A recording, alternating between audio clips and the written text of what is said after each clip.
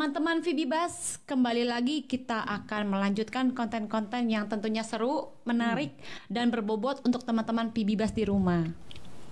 Tapi sebelumnya kita berikan salam dulu. Oke. Salam Vibibas. Ya, tema kita kali ini nggak tahu nih ya, termasuk tema yang orang pada tahu belum ya? Tapi temanya sangat penting untuk diketahui dan dilakukan oleh semua teman-teman Vibibas. Yaitu temanya adalah Blue Economy, ekonomi biru. Kita kedatangan bintang tamu kita, Ibu Dewi Smaragdina. Kita panggilnya Ibu Dina atau Mbak Dina ya, Mbak Dina biar lebih akrab. Yang nyaman saja. Mbak Dina boleh cerita dulu nggak sebenarnya Mbak Dina tuh sekarang aktivitasnya apa atau bekerja sebagai apa nih sekarang? Oh gitu ya. Ya pertama makasih ya ini sama Kim sudah diajak ke sini. Kita ngobrol-ngobrol gitu. Jadi kegiatanku tuh hari-hari itu sebagai konsultan dan penilai. Oke. Jadi kerjanya menilai aset-aset gitu ya. Mau asetnya mau properti atau mau industri, mau hotel, mau kapal gitu. Nah, company ini didirikan tahun 1996. Udah tua ya. Wah, lumayan gitu. lama sekali ya. Dan namanya PT Heburinas Nusantara. Biasanya dibilangnya PT HBN. Nah, dalam perjalanannya PT HBN kemudian berkembang. Ada penilaian, KJPP, Renggani, Samit dan rekan. Kemudian kita juga punya auction, kita punya development, kita punya company IT. Sampai sekarang cabangnya ada 10 di Indonesia. Wow, gitu kira-kira. Ya. Dengarnya tuh serius loh. Aku tuh merasa dengan berbicara dengan Bu Dina sekarang aja nih langsung merasa tambah pintar. Amin. Nah nih kita langsung menuju ke topik utama nih. Kok bisa tiba-tiba nyambung ke Blue Economy? Gimana tuh ceritanya nih Mbak Dina? Nah itu dia menariknya. Sebetulnya ekonomi biru ini kan aku mulainya tahun 2013. 11 tahun yang lalu. Pada waktu itu kan orang masih go green, ekonomi hijau gitu ya. Green ya. Green. Nah aku tertarik pada waktu itu, apa sih ini kayak sesuatu yang baru kan gitu ya pada waktu itu tahun-tahun segitu. Terus aku pingin tahu, terus aku belajar, terus tanya-tanya. Kemudian ketemu founder Blue Economy itu adanya Profesor Gunter Pauli. Oh. Jadi di dunia tuh sebetulnya banyak mazhabnya lah kan gitu kan. Kalau aku pakai yang Profesor Gunter Pauli, kira-kira singkatnya itu. Kenapa ketertarikannya? Mungkin awalnya kalau gitu dulu terkenalnya hijau. Terus Mbak Dina kok apa ini biru gitu ya? Jadi kayak pengen coba sesuatu yang lain gitu Mbak. Betul banget Kim. Kalau gitu apa itu Blue Economy? Gitu ya. Kita beda dengan Bu Guru Bu Dina. Iya. Jadi ekonomi biru itu adalah suatu inisiatif yang mana pendekatannya itu berdasarkan lingkungan, itu nomor satu. Jadi dia respect terhadap lingkungan. Kemudian dia juga respect terhadap masyarakat sosial. Okay. Nah yang terpenting dia itu yang ketiga dengan pengembangan ekonomi. Tapi ekonomi yang bagaimana? Nah ekonomi yang berkelanjutan, ekonomi yang ramah terhadap lingkungan gitu. Jadi artinya mendatangkan income, pendapatan lebih dari satu, jadi multi kira-kira gitu. Dan kadang-kadang kita diperlukan inovasi untuk teknologi lah. Dan yang utama itu dia sebetulnya terhadap local wisdom ya, ke masyarakat yang ada di suatu tempat. Itu tidak dirubah gitu. Dia kebiasaannya apa sih di sini? Jadi kalau aku bisa jalan ke satu tempat, ngamatin dulu ini kebiasaannya apa sih? Terus apa ya yang bisa ditingkatkan? Nah, kira-kira mulailah dengan ekonomi biru konsep-konsepnya. Jadi budaya gitu. Dari masyarakat setempat itu tetap dijaga, dilestarikan. Iya banget. Bahasa kitanya tuh dilestarikan. Iya. Wow, luar biasa. Gitu deh. Bisa menjadi Menteri Kebudayaan. Kita calonin aja ya. Nah, kalau gitu artinya sekarang udah punya yayasannya atau gimana tuh? Iya, iya. Jadi kan memang diperlukan wadah lah gitu ya untuk melakukan kegiatan. Kami punya yayasan ekonomi biru. Biasanya kami sebutnya Blue Economy Foundation. Ya itu berdirinya tanggal 21 Januari tahun 2013. Yang Jadi, tadi. yang tadi aku bilang itu.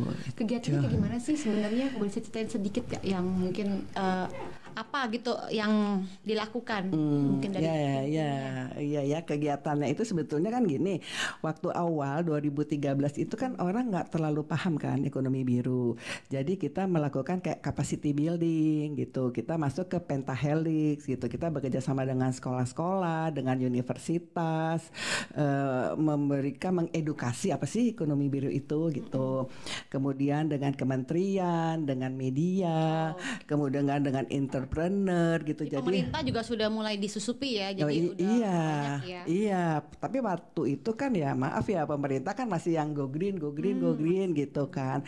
Cuman alhamdulillah nih Kim sekarang di Bappenas sudah ada blueprintnya, udah ada roadmapnya untuk ekonomi biru itu kira-kiranya. Ini sebenarnya untuk sosial media ada nggak sih Mbak kayak Instagram atau Facebook atau yang ini lalang lagi in apa gitu yang bisa kita follow gitu? Oh ada dong, ada. Nanti jangan lupa teman-teman Vibibas pastinya kita akan masukin tuh sosial media tentang blue ekonominya ya. Terima kasih. Karena kan kita sama-sama ingin melestarikan, benar kan? Setuju gak? Menjaga alam kita biar lebih baik. Iya.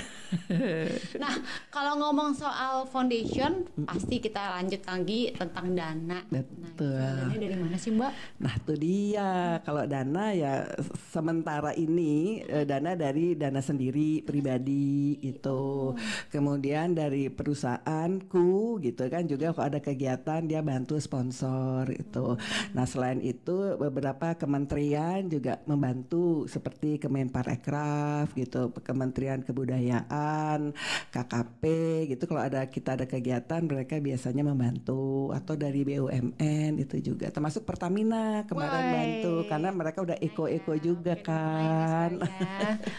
Tapi dengan adanya kegiatan blue economy itu bukan berarti yang green itu dilupakan ya. Tapi cuma ini dua hal yang penting, sama-sama penting gitu. Betul banget. Jadi bedanya kali ya Kim ya, kalau ekonomi hijau gitu ya, kalau ekonomi hijau itu dia sifatnya kan linier gitu. Linier tuh jadi lurus aja gitu. Yang penting dia hijau gitu. Nah kalau ekonomi biru itu dia circle gitu. Jadi dia nggak mementingkan nanti keluarannya apa gitu, tapi keluaran apa itu bisa buat kegiatan yang berikutnya. Nah jadi diharapkan dia yang zero waste, jadi tidak ada sampah pun tidak ada yang terbuang kira-kira gitu. Atau kalau misalnya zero waste sulit, itu memang tidak mudah, yang minimize waste. Nah kira-kira beda yang utamanya sih itu ya, kalau sih. Zero sepertinya susah, sulit sekali ya, tidak ada sama sekali gitu kan. Iya, susah kan. Udah sampai gini nggak sih Mbak pada saat penerapannya? Oke kita coba kunjungi satu kampung yuk, terus ini blue economy kita terapkan dalam kampung itu, seperti itu udah ada belum sih? Udah. Nah itu memang kita memilihnya kemarin di Anambas. Jauh kan Anambas itu, jadi dari kalau mau ke Anambas nih sekalian aku promosi nih boleh, Anambas silakan. gitu. Mau jadi promosi? Anambas, iya dari Jakarta gitu kan, penerbangan bisa ke Batam atau ke Tanjung Pinang. Itu kan kurang lebih 1,5 jam gitu ya. Kemudian dari situ kita mesti terbang lagi ke bandara namanya Letung. Itu kurang lebih 1 jam. Nah itu udah sampailah di Jemaja gitu. Cuman kalau mau ke Siantannya itu kita mesti naik ferry lagi kurang lebih 2 jam. Siantan itu apa ya? Itu nama kabupaten. Jadi kabupatennya itu dia ada beberapa kabupaten. Nah yang udah berkembang itu di Siantan. Di sana itu memang pulau-pulau gitu. Jadi nggak ada kendaraan. Jadi kita jalan kaki atau paling nggak naik motor gitu. Itu indah banget, dan kita lagi ingin di Anambas itu orang ke sana nggak perlu banyak gitu, bukan bicara volume tapi bicara orang tuh ngerti kalau ke sana tuh apa sih yang dilihat sehingga dia bisa menikmatin alam. Kira-kira itu sih. Apa tuh pada saat nyampe di Anambas kerja kegiatannya dari Nah, kalau pertama datang ya seperti biasa kami jelasin dulu kan ekonomi biru itu apa. Jadi bikin FGD, bikin sosialisasi. Kemudian mereka itu kami ajak gini, kalau kami perhatikan gitu ya, ibu-ibu di sana tuh udah bisa buat makanan gitu ya, buat kerupuk, buat abon gitu. Cuman memang penjualannya kan masih antar mereka gitu. Nah, terus apa nih yang kita bisa bantu? Nah, jadi pada waktu itu selain kita ajarin tentang packaging gitu supaya menarik, aku juga bawa teman yang biasa bisa mengajarin foto, motret gitu, sehingga kan jadi menarik tuh, packagingnya menarik dengan bahan yang ramah terhadap lingkungan, kemudian dia bisa memfoto sendiri dengan alat yang ada di sana gitu, bukan yang canggih-canggih gitu kan, pakai matahari, pakai lampu, sinarnya gitu. Kami melakukan kegiatan seperti itu. Kemudian di sana juga ada masjid yang menarik sekali, yang malamnya kami inilah bersama-sama di masjid itu At-Taqwa itu. Nah, ini yang tadi disebutkan mengenai produk itu dibikin lebih menarik agar mungkin tingkat penjualnya lebih tinggi. Ini sisi ekonominya ya, betul, yang mau dinaikin itu ya. Betul. Coba kalau tadi kan menyebutkan circle, bisa nggak dari contoh yang Anda bahas ini apa sih circle-nya gitu? Maksudnya biar kita dapat gambaran gitu, nggak cuma sekedar circle, apa sih? Nah misalnya gini, di Anambas itu kan banyak kan air kan, jadi banyak kan ikan. Nah kalau ikan itu kan nggak hanya dimasak, kalau semuanya pada panen di waktu yang sama kan semuanya susah kan makan ikan aja gitu. Benar. Nah jadi dibikin kerupuk ikan gitu. Kemudian kulitnya juga diolah sehingga bisa dijual. Jadi yang tadinya biasa cuma makan ikan satu hal, jadi dia bisa beberapa macam gitu diolah gitu kan. Jadi tadinya cash flow-nya satu jualan ikan, ini jualan kerupuk, jualan kulit ikan kan gitu ya. Jadi dia bisa mendapatkan income lebih banyak. Kira-kira lebih kepada sana. Jadi artinya nggak ada yang dibuang dari si ikan itu. Poinnya sih lebih ke sana sih. Waktu itu yang di Anambas berapa hari, Mbak? Aku tuh emang karena seneng gitu ya. Sebenarnya kegiatannya sih 3 hari. Cuman aku terus nambah. Oh iya. Karena di sana itu nggak tiap hari juga kapal ada, jadi kayak kita mesti nunggu. Cuman emang aku karena seneng ya kita main ke pulau-pulau. Tapi hari gitu. 3 hari utamanya itu ya, 3 hari iya, itu itu kegiatannya penuh, ya. full. Di desanya ada di desa Siantan tadi, ada di desa Belibak gitu. Itu yang masih kami punya MOU dengan Kabupaten Anambas, Memorandum of Understanding di sana. Jadi kegiatannya apa sih yang akan dilakukan? Nah itu sekitar 5 tahunan lah gitu. Ini aku coba ngupas sedikit nih ya namanya rasa penasaran itu ya. Pada saat memilih Anambas itu bahas dengan apa nih dari tim kerja, terus kayaknya kayak Anambas oke nih, atau ada info kayak Anambas lagi butuh bantuan nih, apa yang menjadi pertimbangan. Terus yang kedua, cara masuk dan menghubungi orang-orang Anambas, akhirnya mereka hari H itu kumpul, itu starting dari mana? Kita ngubungin orang setempat atau gimana tuh? Ya mulainya ya itu karena kerjaanku kan konsultan tadi, penilai, appraisal benar. Itu jadi pas ke sana lagi nilai nih aset di sana, tanah di sana. Ini kok bagus banget ya tempatnya, kok orang nggak banyak yang tahu kan gitu kan. Nah kemudian mulai dari sana, terus kan kita berhubungan dengan dinas-dinas, kemudian ada ketemu bupati, ketemu sama bupati itu. Kemudian setelah itu pas balik ke Jakarta aku tanya, kamu dari mana? Anambas. Anambas apa tuh, di mana? Kok banyak orang nggak tahu kan gitu kan. Dia udah mesti dibantu nih untuk promosi. Nah kira-kira itu. Nah biasanya kalau Anambas kemarin kami dibantu juga dengan Kemenparekraf untuk kegiatan di sana gitu. Oke. Terus respon dari masyarakat gimana nih? Maksudnya aduh pas 3 hari itu kan pasti bercucuran air mata, kita berpisah gitu. Gimana maksudnya ceritain dong. Bener banget tuh, karena sedih gitu ya. Kalau ibu-ibu kan mostly kan ibu-ibu ya, mak-mak lah di sana yang bikin masak itu. Kapan datang lagi, program berikutnya apa gitu kan, jangan lama-lama tinggalkan kami, atau ibu di sini aja gitu. Aduh ya aku juga mau sih di sana, tapi gimana gitu. udah dapat saudara baru, ngerasa gak? Betul, ya kan? Betul. Udah mungkin mereka artinya tetap pegang handphone, ada WA gitu. Ada. Cuma dia memang sinyalnya kan terbatas. Kemudian energi di sana juga terbatas, bensin terbatas, ya pokoknya gitulah. Budaya yang mungkin tadi disebutkan sama Mbak Dina, lestarikan budaya apa nih yang di Anambas, ketemu nggak? Ada hal-hal yang mungkin berkaitan dengan bisa nih kita selipin masalah budayanya, ada gak kira-kira? Atau masih Kalau fokus ke budaya, ekonominya dulu? kelihatannya kita masih ke ekonomi Ekonominya sih. dulu ya, belum Iya. terlalu lama, 3 hari. Aduh, Iya. kan disuruh lamaan tadi ya. Makanya, balik Gimana? lagi memo kan ke sana ya. Aduh, Ayo. tinggal kita atur tanggal. Terus Gitu deh. keren sih, dan cukup salut ini anggotanya dari Blue Economy Foundation tuh berapa orang ya sampai bisa menciptakan momen kegiatan yang kayaknya sampai mereka tuh bikin kangen lagi loh untuk diadain. Gitu ya. Sebetulnya kalau yayasan itu kan ada ketuanya, ada pembinanya, ada benar. pengawasnya, itu yang utama gitu ya. Itu kita ada 8 orang gitu. Tapi kan kita beranggota gitu ya. Kita punya WhatsApp grup gitu. Karena sekarang kan aku waktu itu juga pernah bantu yang di gimana ya? Aku waktu itu di Jawa terkait ini nih tenun troso di Jepara. Nah, itu aku juga pernah ke sana. Itu juga kita bentuk komunitas gitu. Kemudian yang kemarin di Anambas juga kita bentuk komunitas juga di sana gitu. Jadi akhirnya ya berkembang gitu. Atau ada juga dari beberapa akademisi bilang, kita mau dong masuk ke grupnya untuk bisa discuss apa ya. Itu kita akhirnya ya jadi banyak juga. Jadi seluruh Indonesia gitu. Ini WhatsApp grupnya ada satu atau ada beberapa? Biasanya kan kalau WhatsApp grup satu kayaknya kurang plong gitu, atau kebagi dalam beberapa grup. Beberapa sih. Jadi kayak ada yang Anambas tadi ya, Oh, per kemudian wilayah mungkin ya. iya ada Bagus yang ya. Jepara, terus ada yang akademisi, ada yang satu banyak juga ada BEF di situ ya, Blue Economy Foundation itu ada juga gitu. Kantornya di mana sih yang Blue Economy Foundation? Sekaligus dikasih tahu kepada teman-teman Fibibas tuh. Siapa tahu mau gitu ya. main Boleh ketemu Mbak dong, Dina. ya. Ya kami sekarang berkantor di Menara Kuningan di Rasuna Said, itu sebenarnya kantor konsultanku kan di sana, tapi karena aku lebih sering di sana gitu ya kita pakai alamat di situ gitu.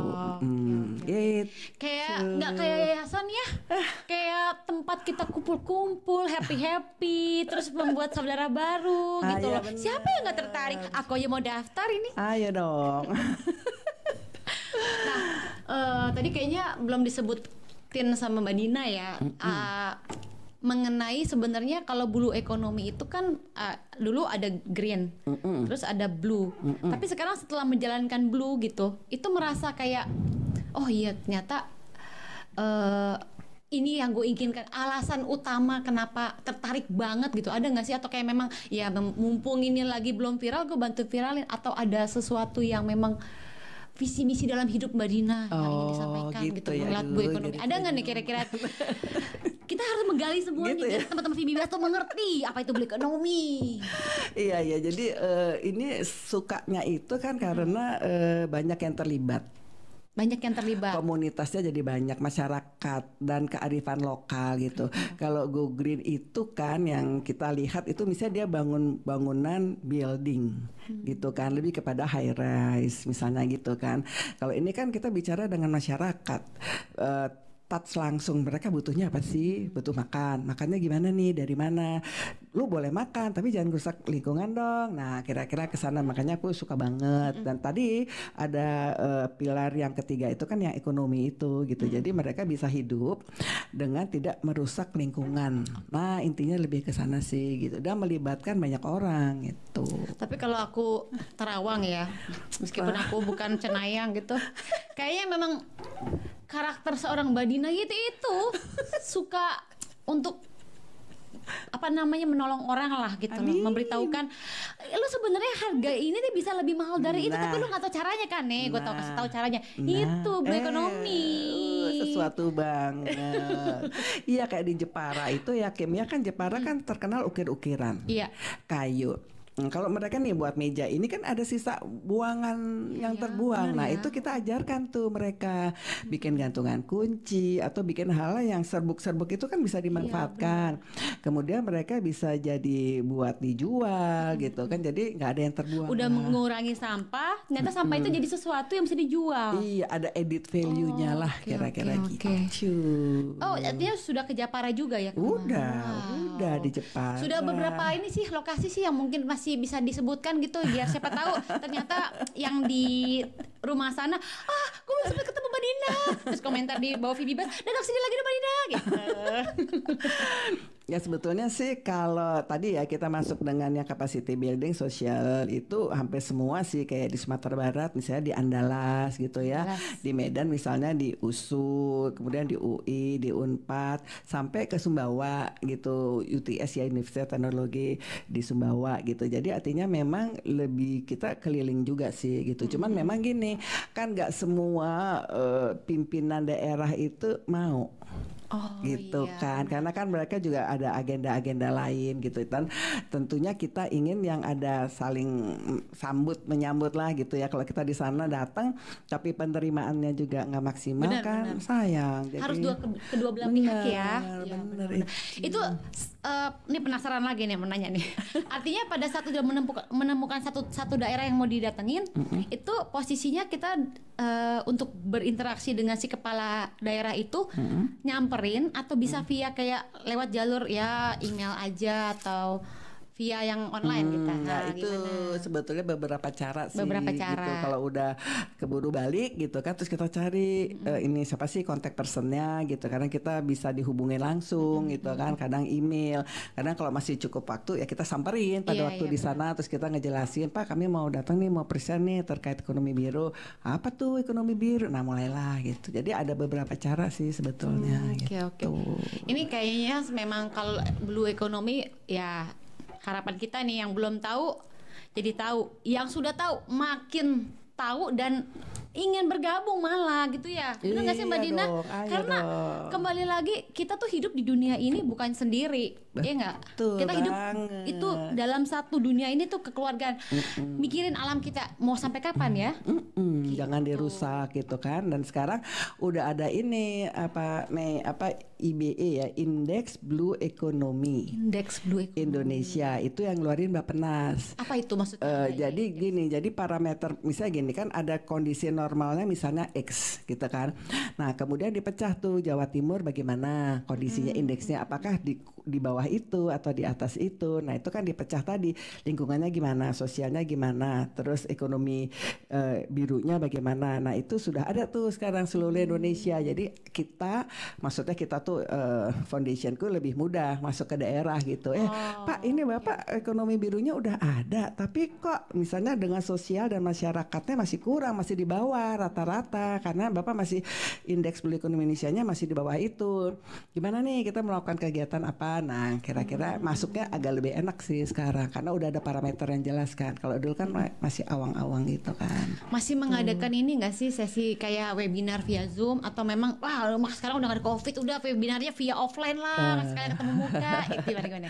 Ya jadi memang sama tuh kita lakukan beberapa cara gitu kan, via Zoom iya, FGD iya, ketemuan iya gitu. Mungkin yang terbesar itu kami ngadakan buat Kongres Blue Economy tahun 2015. Pada waktu itu di Surabaya itu pembicaranya 6 profesor dari seluruh dunia gitu datang bicara tentang ekonomi biru. Ya Profesor Gunter Pauli ya leadnya gitu, ada Profesor Jorgen, ada Profesor Kang Ming dari Cina gitu, dan mereka sharing gitu karena di dunia luar itu kan sudah jalan gitu kan. Jadi daripada kita belajar dari nol, mendingan kita belajar dari yang sudah terjadi kan gitu ya. Jadi itulah kongres yang kami lakukan. Nah setelah itu ya kegiatannya ya spot-spot aja sih, masih kegiatan spot. Kayak kemarin nih kami melakukan kegiatan itu lari gitu kan, fun run ekonomi biru. Ekonomi biru, gimana nih coba hubungannya nih? Iya, jadi kan sekalian nih begitu kita jelasin, kok ini bajunya kaosnya ekonomi biru, ini apa nih ekonomi biru? Nah sekalian ngejelasin gitu. Mancing jadi, ya, mancing, lumayan, pesertanya ada ratusan lah gitu. Kemudian kegiatannya kan sebetulnya biasa, udah sering, tapi kami tambah lagi nih dengan menanam mangrove gitu, bibit mangrove kami tanam di sana untuk masyarakat gitu kan, kami tinggalkan lah untuk lingkungan. Setelah itu pas kami survei ke sana. Lokasinya ini di Bintan. Di Bintan Resort. Nih insya Allah tahun ini mau ngadain lagi. Nanti kita dibantu promo ya.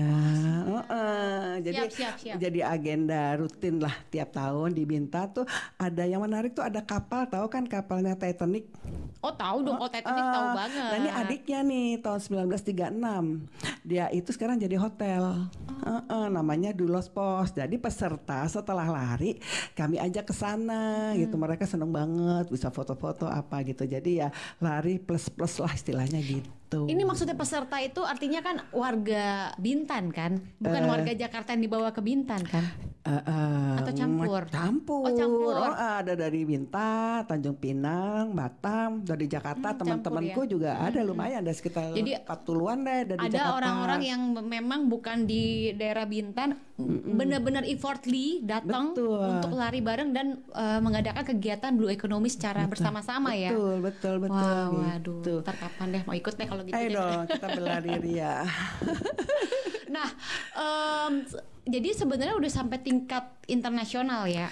Ya. Yang Indonesia dari pihak yang Indonesia itu artinya si orang yang mewakili Blue Economy Sebetulnya sih udah ada belum? lebih kepada kementerian-kementerian sih ada gitu ya, kayak tadi Bappenas gitu ya, dia bikin roadmapnya, dia bikin blueprint, kemudian KKP Kementerian Kelautan pastilah ya karena kan di sana biru-biru gitu ya, laut, Kementerian Lingkungan Hidup itu udah pasti gitu. Jadi sebetulnya udah banyak juga gitu, tinggal tinggal mereka lebih segera deh apa nih implementasi realnya kan gitu ya, itu sih. Kalau melihat dari gayanya sih kemungkinan nanti masukin kurikulum kayaknya ya ke Gitu kuliah ya nggak sih? Iya, Pasti ya nih banget kayaknya nih. mau dong. Alamat udah menganggap ini sebuah hal yang wajib loh untuk para anak-anak Indonesia, cucu, cicit, cucut dah. Semuanya tahu nih. Ingat gak sih Mei, kemarin itu kan kita awannya langitnya gimana tuh kan gak jelas gitu kan warnanya kan, sampai berapa bulan kita juga pada sakit apa. Nah itu kan bagian salah satunya bagian dari itu juga. Alam berkabung. Nah itu dia. Iya jangan gitu lagi. Udah ditegur ya.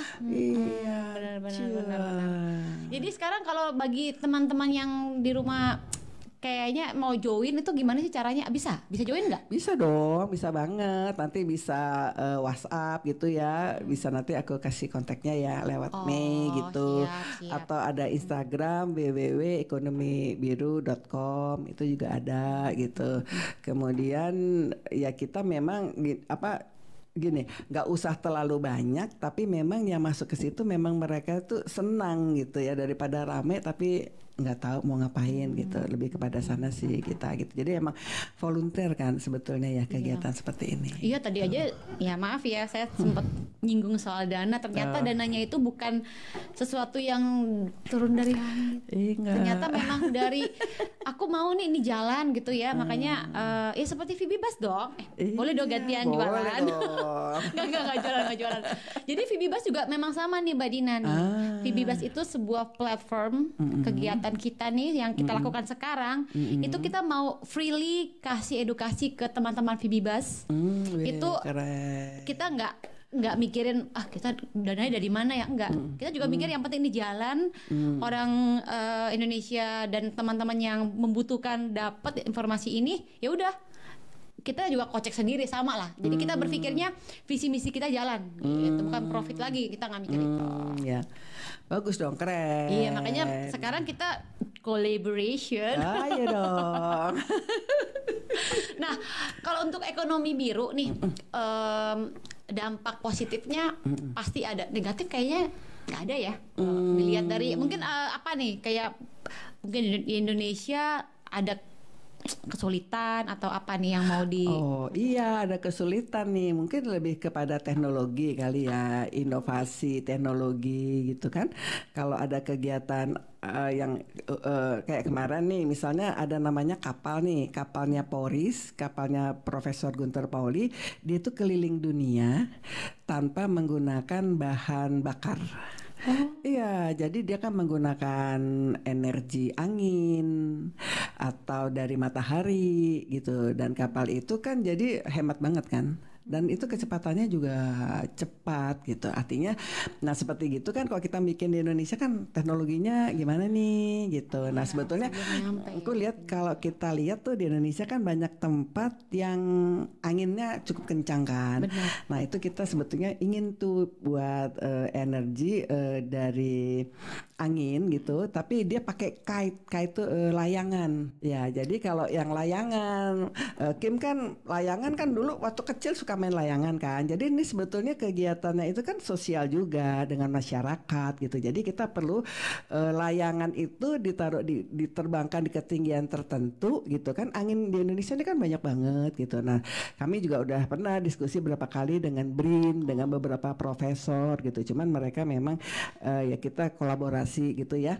Saat ini masih mempelajari juga. Itu sebetulnya udah ada di beberapa negara yang sudah menggunakan itu gitu. Jadi mungkin tadi Kimka tanyanya apa sih masalahnya, ya itu mungkin lebih kepada inovasi dan teknologi yang memang diperlukan jika kita mau melakukan sesuatu yang agak inilah. Oke. Ya, jadi saya lihat nih bisa dikatakan di saat inovasi ini ternyata memang ada nih, aku juga baru tahu loh barusan. Aku belum ada pembicara di belakang, jujur. Jadi Mbak Dina ini seakan-akan seperti mediator antara negara satu dan negara Indonesia dengan negara yang lain gitu loh. Karena kalau tidak ada topik ini, ya mungkin ya kita juga masih dengan ya yang inovasi yang sekarang ya kan. Tapi ternyata dengan Mbak Dina memberikan sebuah ide, ini loh layangan. Ya, anak kecil yang di kampung semua main layangan. Cuman kalau layangan jadi sebuah sumber energi, ini sebuah hal baru loh. Bener, ini sebuah hal baru. Menarik sekali beneran. Dan udah teruji coba kan, beberapa negara juga sudah ada. Dan Gunter Pauli juga dengan kapalnya keliling dunia gitu kan, pakai. Jadi kan kita hemat bahan bakar, hemat solar, ya kan? Gitu. Karena selama ini kan yang kita pikirkan kan yang namanya bahan bakar itu kan merusak alam. Betul. Kita pun juga terusak dengan bau yang dikeluarkan dari itu kan. Iya benar banget. Oke. Waduh, kayaknya kalau ngebahas blue economy tuh dari A sampai Z, ke A lagi sampai Z, ke A lagi sampai Z. Tapi aku bangga loh Mbak Dina, karena orang-orang yang benar-benar memperjuangkan blue economy itu orang-orang yang punya tujuan untuk memang untuk alamnya ini, untuk budayanya ini gitu loh. Jadi aku sangat-sangat acungin jempol buat Mbak Dina dan krunya pastinya. Nah, sebenarnya untuk blue economy itu masih ada mungkin inovasi yang lagi sekarang atau lagi diperjuangkan nggak sih sebenarnya ada? Iya, ada banget nih Kim. Itu kan kita sebetulnya kan suka bergaul dengan mangrove kan, tanaman mangrove itu kan banyaknya di payo-payo gitu kan. Dia kan sebetulnya tadinya untuk menahan air laut kan gitu salah satunya.